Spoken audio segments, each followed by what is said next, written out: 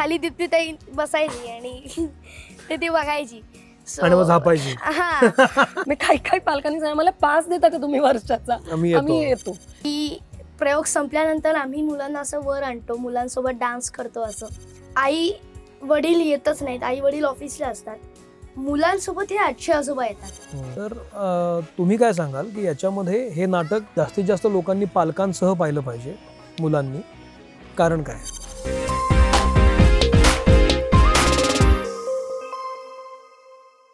नमस्कार, मी सौमित्र पोटे, मित्र म्हणे लाईमलाईटमध्ये मी तुम्हा सगळ्यांचं स्वागत करतो. आता सध्या सुट्ट्यांचा हंगाम सुरू झालेला आहे आणि सुट्ट्यांचा हंगाम सुरू झाला की साहजिकच लक्ष जातं ते थिएटर्सकडे, कारण लहान मुलांसाठी काय सिनेमे आलेत किंवा काय नाटकं आली आहेत याकडे आपलं लक्ष जात असतं नेहमी. पण गेल्या काही महिन्यांपासून एक नाटक सातत्यानं मला दिसतं, त्याची जाहिराती पाहायला मिळतात. त्याचं नाव आहे बोक्या सातबंडे. अर्थात नाटकामध्ये 45 लोक आहेत, पण आत्ता नाटकाच्या दिग्दर्शिका दीप्ती जोशी आणि बोक्या अर्थातच आरुष बेडेकर आपल्यासोबत आहे. तुमच्या दोघांचं मी खूप स्वागत करतो. थँक्यू.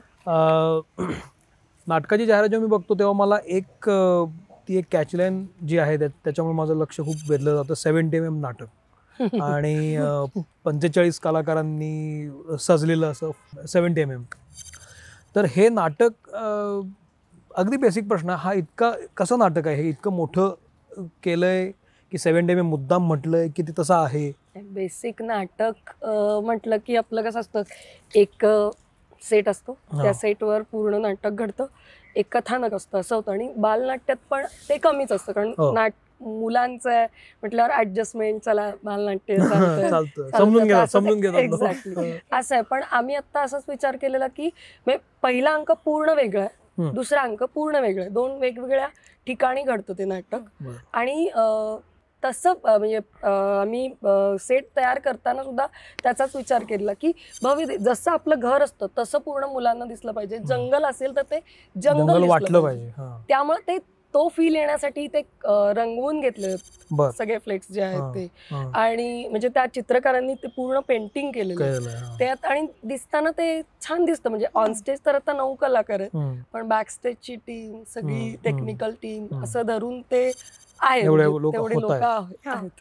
आरुष, आता जवळपास या नाटकाचे 53-54 प्रयोग झाले. पहिल्यापासून तू या नाटकामध्ये आहेस, तर अर्थातच टायटल रोल तुझा आहे. म्हणजे बोक्या सातबंडे म्हणले की कोण आहे बोक्या असं लक्ष जातं.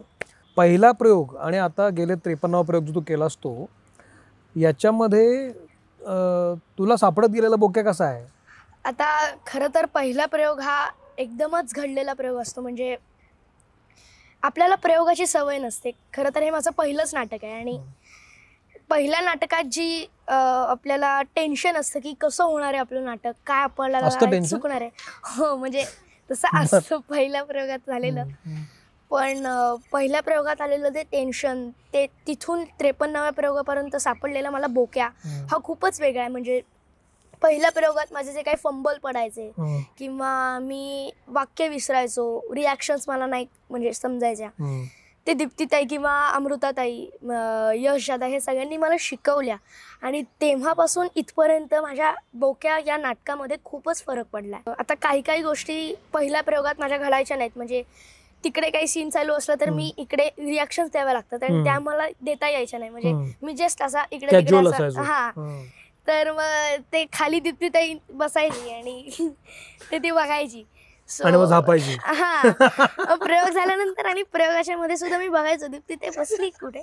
आधी ते शोधायचो, मध्ये काही अशी वाक्य असायची ना, आजोबा मला सांगतात, त्याच्यामध्ये कुठे बसली दीप्ती ताई असं शोधायचं आणि मग ते करायचं. मग पहिल्या प्रयोगात जे मला घडायचं मी असं डायरेक्ट तिकडे सीन चालू काय आपल्याला काय नाही, नंतर ते इन्व्हॉल्वमेंट वाढली. त्याला सिरियलची सवय होती आणि सिरियल मध्ये कसं आपला क्लोज लागलं की आपण बाकी आपलं काम झालं की नाही, त्यामुळे त्याचं ते कळायला टेक्निक त्याला जरा वेळ लागला. त्यामुळे त्यांनी मला ते छान. आणि इव्हन आवाजाचं कसं, आपण खूपच तिथं माईक असतो, सगळं असतं, इथं त्याला सांगावं लागतं आवाज सारखे इकडं तिकडं विंगेत ना सारखं असं त्याला सांगावं लागतं, आवाज दे. याच्यामध्ये तुझं पहिलं नाटक, तू हे नाटक का केलंस? म्हणजे का घेतलंस नाटक करायला? ह्याच्यात असं काय आहे की तुला वाटलं की याच्यात आपण काम करायला पाहिजे? एक का तुला नाटक करायचं होतं म्हणून आलं की नाटक केलं? कसं काय झालं?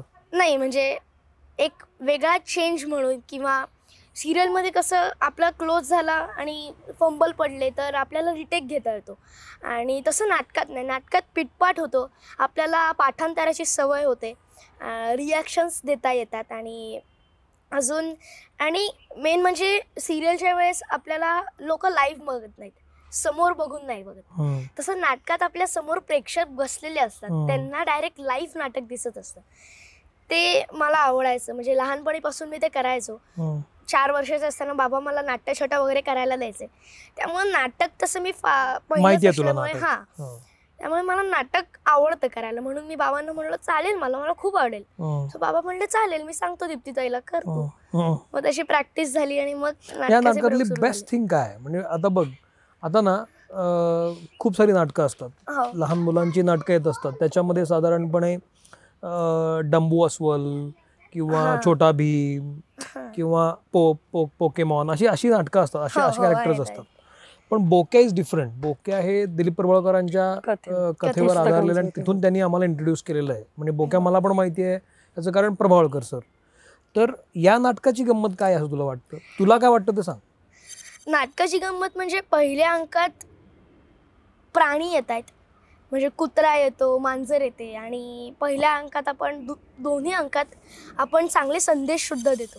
ती मला एक चांगली गोष्ट वाटली. आणि सेकंड म्हणजे काही जे अशी काय म्हणू शकतो डायलॉग्स आहेत, किंवा यशचे आहेत, आजीचे आहेत, त्याच्याने मुलांना इतकं हसायला येतं की ते आम्हाला वाक्य घेताना सुद्धा होतं.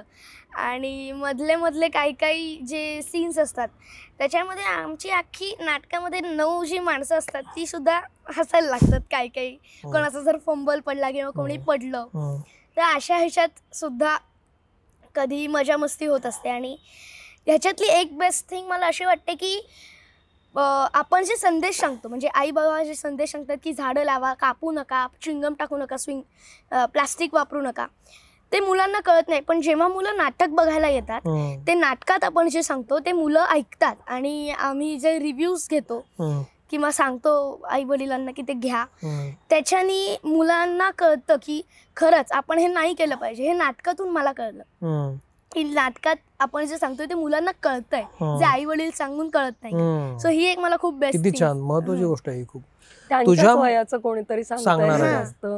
तुला तुझ्यामध्ये काय बदल घडला हे नाटक करण्यापूर्वीचं तो एक करायला लागल्यानंतरच होतो? म्हणजे आधी मी असं करायचो आणि आता मी असं नाही भाऊ करत, काय नाही? म्हणजे तशी कुठलीच गोष्ट काहीच घडलेलं नाही. म्हणजे तसं मी आधी प्लास्टिक वगैरे वापरायचो, प्लास्टिकची पिशवी वगैरे घेऊन जायचो, पण आता ते नाही घेत.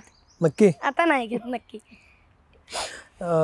दीप्तीजी, याच्यामध्ये हे नाटक घडत असताना मुलांना ते आपलंसं वाटावं, आजच्या जनरेशनला पण आपलंसं वाटावं, आजची मुलं तिथे यावीत आणि कनेक्ट व्हावीत, म्हणून त्या नाटकामध्ये एक ताजेपण असणं आवश्यक असतं. डिरेक्टर म्हणून काय एलिमेंट्स त्यात घातले गेले असे?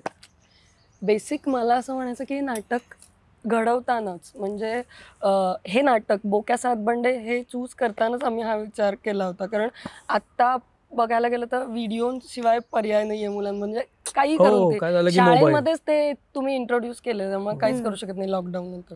पण मग त्याच्यात पण इमॅजिनरी लोक खूप जास्त बघितली जातात. ते पोकेमॉन, डोरेमॉन हे खरे नाही आहेत, मग त्यांच्या आवाजात मुलं बोलत असतात कारण तीच भाषा बनते त्यांची. पण मग जेव्हा एखादी गोष्ट आणि ते करतात मुलं, त्यांचं अनुकरण करतात. सो त्यांच्याच वयाच्या मुलांनी कोणी काय सांगितलं तर ते जास्त पटेल त्यांना.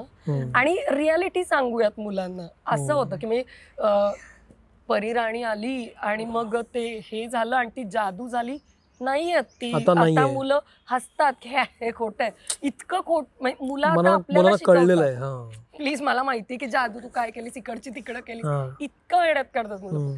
त्यामुळं खरं जितकं सांगता येईल तितकं खरं याच्यासाठी आमचं होतं की लेखक पण आमचा एकत्र बसून आम्ही करायचो की काय करतात. दिलीप काकांनी सांगितलेलं त्या 10 पैकी कुठली तुला घेता येईल कथा बघ आणि त्याप्रमाणे तुम्ही त्याचं अडॅप्टेशन करून. पण ह्याच्यामध्ये तुम्ही लिहिले की कथेवर आधारित, म्हणजे मग काय आहे कथेवर आधारित? म्हणजे बोक्याने त्याच्या आयुष्यात खूप करामती केल्या.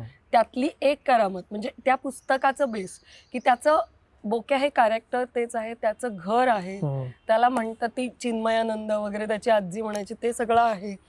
तो बाकी सगळ्यांना मदत करणारा, किंवा तेवढाच सुस्वभावी, मन मिळवू, हे सगळं ते सगळ्या त्याच्यातल्या गोष्टी आहेत. पण तो घरात प्राणी आणतो ही जी गोष्ट आहे त्या गोष्टीला आपण वेगळ्या आणि पुढं डेव्हलप केलंय. आणि मग त्याच्यात काय करता येईल की आता आपण हे खरंच आहे की प्राणी मात्रांवर प्रेम करा हे आपण बेसिक सगळ्यांना सांगतोच.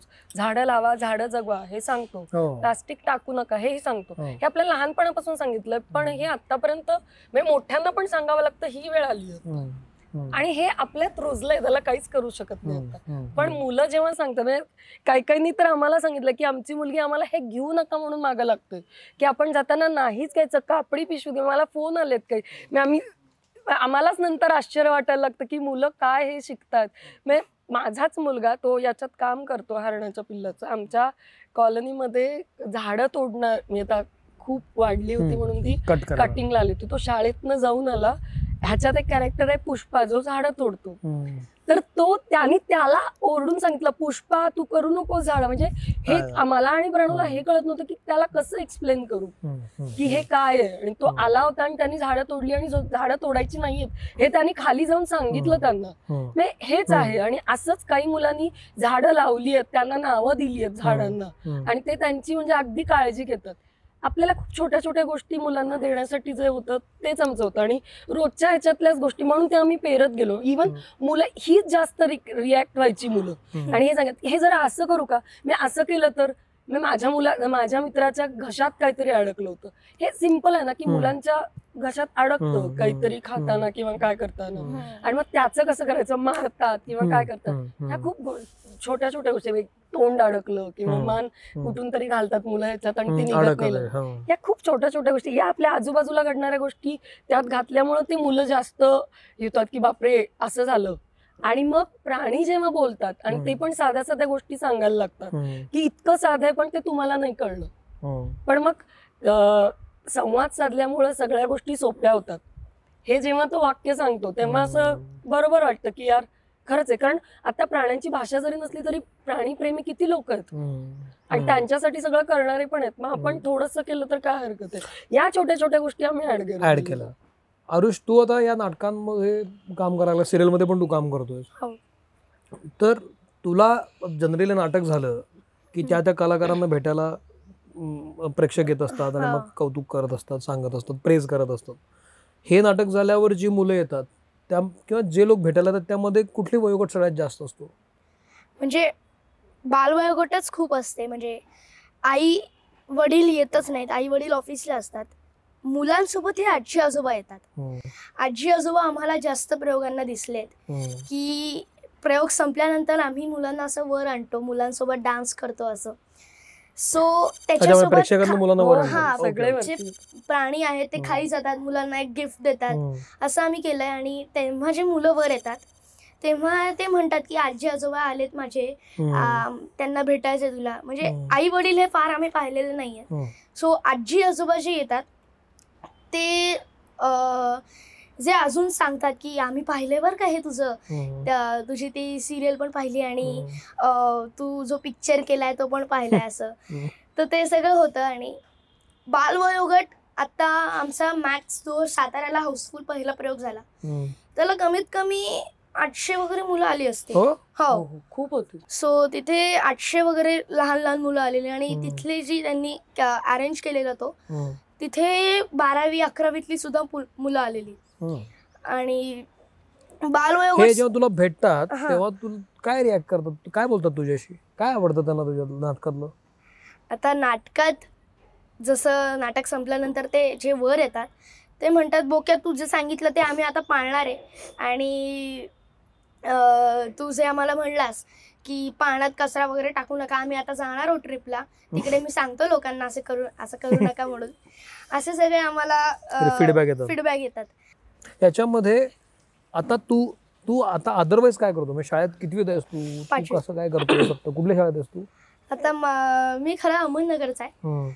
माझ्या शाळेचं नाव SREF रामकृष्ण एज्युकेशन फाउंडेशन आणि मी 5वीत आहे. म्हणजे शाळेतले नगरला कधी प्रयोग लागले तर शाळेतले सगळे टीचर सुद्धा येतात बघायला की आपल्या शाळेतला मुलगा आहे आणि आपण त्याचं नाटक बघायला जायचंच, की आपण त्याचं नाटक नाही पाहिलं तर काय.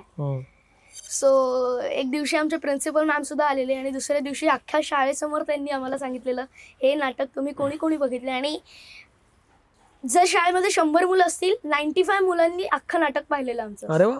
बर. सो ती एक मला छान गोष्ट वाटली. नगरमध्ये शाळेत 3 सलग प्रयोग घेतले होते एका संस्थेने, त्यामुळं 3ही प्रयोग आणि हाऊसफुल होते. एकाने 3 घेतले होते आणि ॲज एक युवान म्हणून संस्था आहे त्याची 10वी 11वीची मुलं आहेत, मग ती पण मुलं सगळी होती. आणि 10वी 11वीची मुलं पण होती. हो अगदीच. ती आणि काही मुलं जी अनाथ मुलं आहेत ती पण मुलं आली होती वाशीच्या प्रयोगाला, तिथेही आली होती. आणि ती जेव्हा वरती येण्यासाठी अशी चाच पडत होती आणि सगळे हे प्राणी जाऊन त्यांना घेऊन आले, त्यांना खूप मजा आली होती. या नाटकाचा प्रयोग कुठे कुठे झाले आता साधारण? मुंबई, पुणे, सातारा, नगर, नाशिक आणि सातारा. याच्यामध्ये क्राऊड वाईज काय डिफरन्स आहे? क्राऊड वाईज म्हणजे प्रत्येक शहराचा आपला असा क्राऊड असतो. म्हणजे मुंबईतला क्राऊड हा जास्त स्मार्ट मानला जातो कारण मुंबईचं पाणी लागतं, मुंबई पुण्याचं. पण तुलनेनं साताराचा क्राऊड हा थोडासा रॉ असतो किंवा नाशिकमधला क्राऊड रॉ असतो. रॉ इन अ सेन्स अगदी वाईट अर्थानं नाही, पण ती मुलं तेवढी एक्सपोज झाली नसतात. क्राऊड बदलला की रिॲक्शन बदलतात. अशा काही रिॲक्शन आल्यात का तुम्हाला? मला ऍक्च्युली मुलांच्यातल्या तशा काही वेगळ्या रिॲक्शन नाही वाटत, सगळ्यांच्या सेम होत्या रिॲक्शन. यशवंतला वगैरे मुलं अगदी अशी पुढे येऊन अशी वाघ सिंह जेव्हा येतो तेव्हा अगदी इथे बसून ते अशी सगळी मागे जाऊन पळतात वगैरे, हे सगळं होतं. मग शेवटीचे झाड वगैरे देतात मुलांना, त्याचं खूप कौतुक वाटतं मुलांना. सगळ्या रिॲक्शन मुलांच्या सेमच आहेत, असं काही वेगळं असं काही नव्हतं. एन्जॉय सगळेच करत होते. या नाटकाचे प्रयोग आता येत्या काळात कुठे कुठे असणार आहेत? आता आमचा चाललाय की कोल्हापूर, सांगली, सातारा इकडे केलाच नाही, तिकडे पण दौरा असेल. कोकणात गोवा आणि औरंगाबाद, नाशिक, बेंगलोरला जूनमध्ये आमचे 2 प्रयोग आहेत. अरे वा. हो, तिकडच्या लोकांनी पण बोलवलं, ते कॉन्ट्रॅक्ट शो आहेत, तिकडे पण आहेत. काही रत्नागिरी साईडला आहेत. म्हणजे सगळा पूर्ण गेल्या वेळी जितके करता आले नाहीत ते यावेळी सगळे करायचे. या नाटकामध्ये गाणी पण आहे असं मला कळलं. गाणी एक महत्वाचा फॅक्टर आहे. तर गाण्यांबद्दल सांगा. गाणी का महत्वाची वाटतात आणि गाणी काय कोणी केली आहेत, कुठे कुठे येतात गाणी, कशी कशी? गाणी निनाद म्हैसाळकरनी केलेली आहेत, लिहिली आहेत सगळी वैभव जोशींनी. आणि ती सगळी आता आपल्या गाना.com आणि ते स्पॉटिफाय वगैरे या सगळ्यावर अवेलेबल आहेत.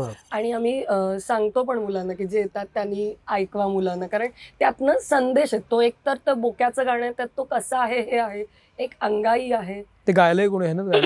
नाही, वेगळं. रुचा बोंद्रे त्यांनी अंगाई गायली आहे.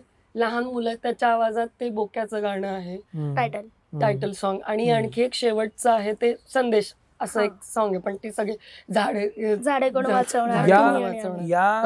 हे नाटक जास्तीत जास्त लोकांनी बघितलं पाहिजे आणि आपल्याकडे थोडं क्राऊड आहे. म्हणजे अलबत गलबत सारखा नाटकाने दाखवून दिलं की लोक येत आहेत पुन्हा पुन्हा. ती व्हॅक्युम आहे की जिथे तुम्ही लहान मुलांसाठी नाटक केलं पाहिजे.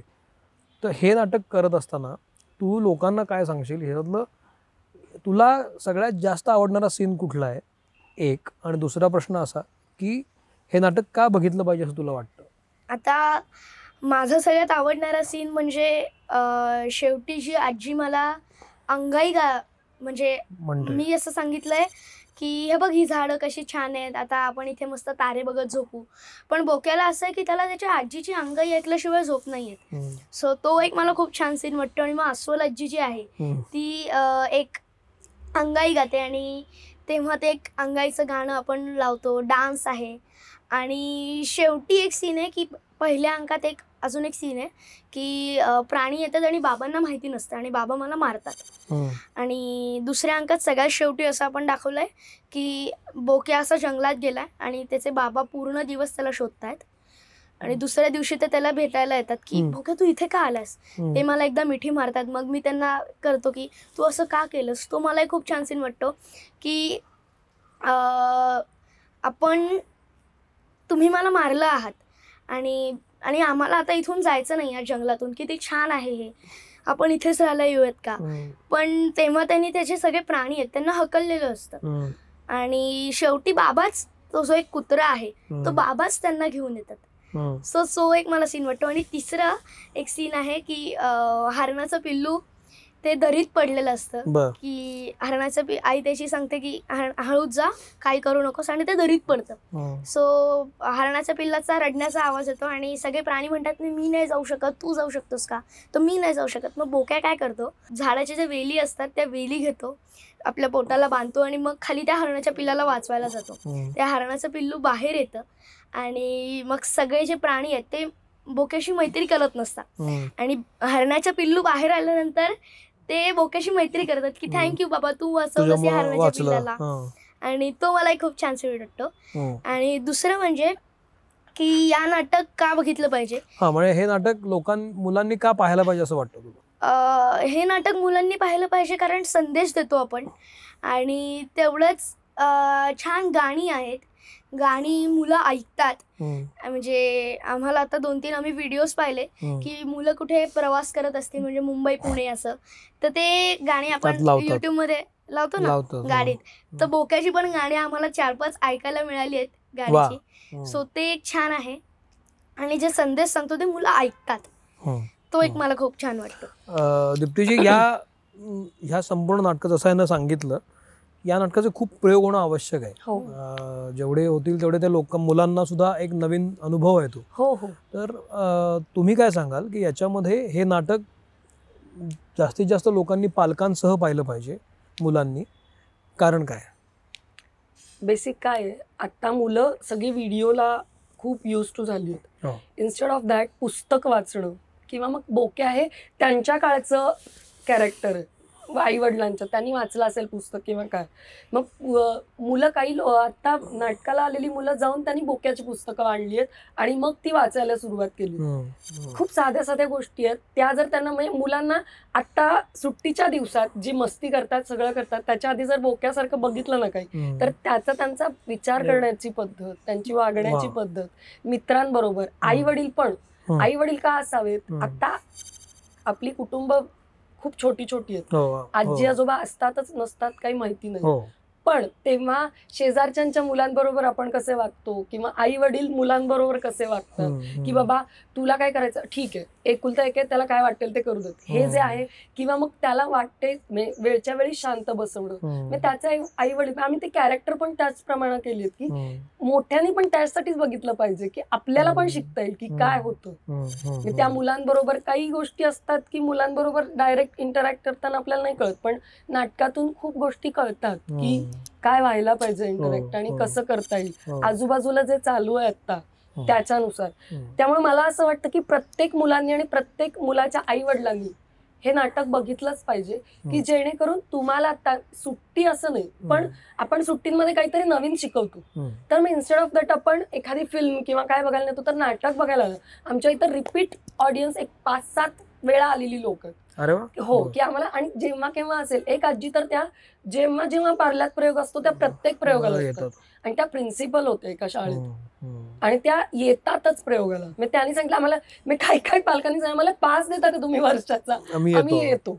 मी 500 रुपये घालून इकडे तिकडे गेम खेळायला लागण्यापेक्षा मी काही पालकांनी हे सांगितलं की मग आम्ही नाटकाला बसवतो ना मुलांना की त्यांना कळतील.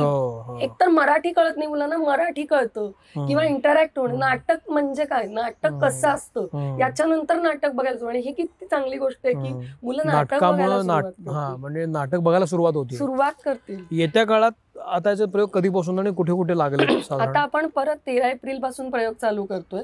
शनिवार रविवार तर एप्रिलमध्ये असतील कारण 12 पर्यंत मुलांच्या परीक्षा आहेत. पण त्याच्यानंतर शुक्रवार शनिवार रविवार असे प्रयोग असतील आणि मे मध्ये तर 8 वार कसेही प्रयोग असतील. की आता या नाटकाचा US दौरा आहे. हे नाटक आता अमेरिकेला सुद्धा चालू, तिकडच्या लोकांनी आता सप्टेंबर मध्ये वगैरे जाईल, ऑगस्ट सप्टेंबर मध्ये, तेव्हाही दौरा असेल. हो हो, त्याच्या आधी इथले प्रयोग लावणार आहे, सगळ्यांनी प्रयोगाला. वा, म्हणजे मला खात्री आहे की हे नाटक आजच्या जगण्याजवळ जातं मुलांच्या, आणि मुलांना समजून घेत त्यांना काही गोष्टी सांगतं. आरुषच्या बोलण्यामधून हे लक्षात येत असेलच की ज्या अर्थी त्याला मुलं भेटून सांगतात की आम्ही एक गोष्ट करणार आणि एक गोष्ट नाही करणार, ज्या गोष्टी नाही करायला पाहिजेत त्या.